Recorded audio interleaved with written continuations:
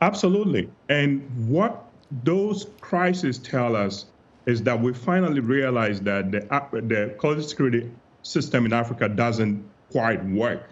And so when you have these types of problems, you should be able to manage them. And Africa has failed. And we saw with the coup in Niger, for example, the ultimatum didn't work. We haven't been able to get the parties in Sudan to stop fighting, and gradually Africa is running out of options. And so that's one of the things that really bothered me in 2023, the fact that the quality security system has failed and we need to rethink it. And you know, when you listen to some of those, for example, the war in Sudan, it's been like efforts by others outside of the continent trying to bring peace there. What does that also tell us about the African Union's ability? I know you advocate for their efforts, but is the continent unable to resolve some of these issues and maintain democracy? Well, foreign partners have always been part of the quality security system in Africa. We relied on them to solve problems. They've also been the source of some of our problems. And I noticed in your rundown, you talked about France, for example. One of the things that's happened in Africa is the end of the French post-colonial hegemonic system. And that once that system goes away, a lot of the countries that were dependent on that architecture for basic security are floundering, and we realize that we don't have better substitutes for handling this. But when you get to the core of this matter, the African states have failed to manage security, not just security, but they've also failed to manage public expectations of what the state should be for. And so we have a young population, we have a hungry population, we have a population that is yearning for solutions. Most of our people are voting with their feet and leaving the continent. And that is a crisis that I think our leaders haven't even begun to think about. It's really sad. And I want you to stay with me a little longer, but at the moment, let's hear what some South Africans in Johannesburg have to say about the year 2023. 2023 was very tough year for me, but I felt like everyone has felt it. It was like a really rough year for everyone. 2023 in South Africa, especially when we are looking economically, it was a very challenging year for a lot of people. And also with the uncertainties of what's happening in the country, it's been more than difficult, but I guess with some positivity going around, we have managed to somehow go through it. Yeah. 2023, I would say it was a year that I learned a lot. A year that I experienced, what hard work feels like. Because I was in matric, so it's basically a lot of studying. I have zero fears. I fear nothing. I fear no man. I fear no challenge.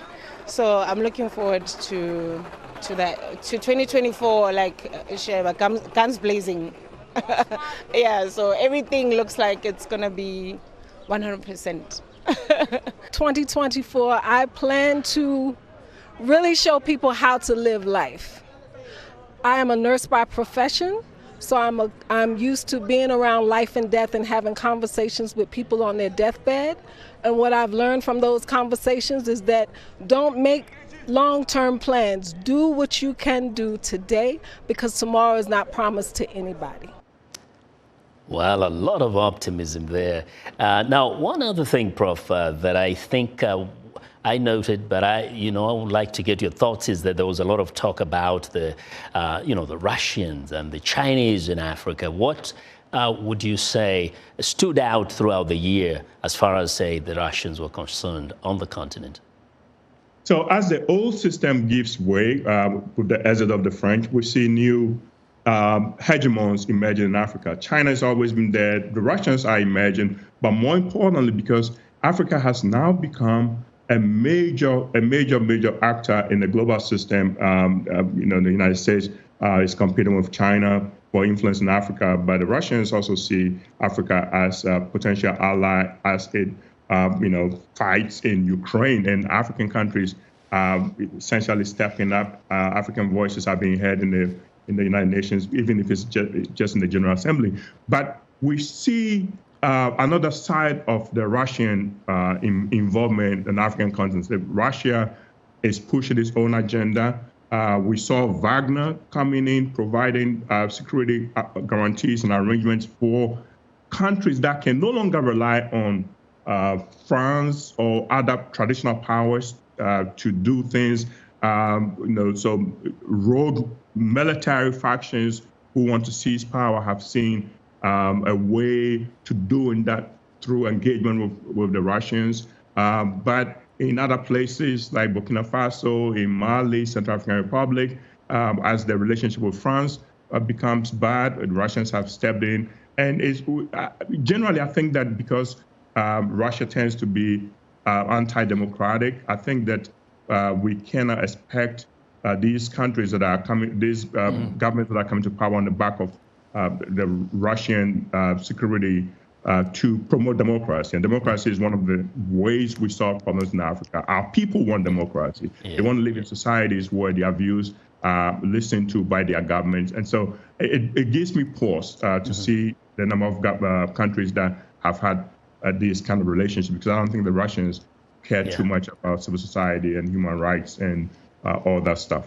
Now, very quickly, Prof, does African nations set their own foreign policy structures, or is their foreign policy determined by others?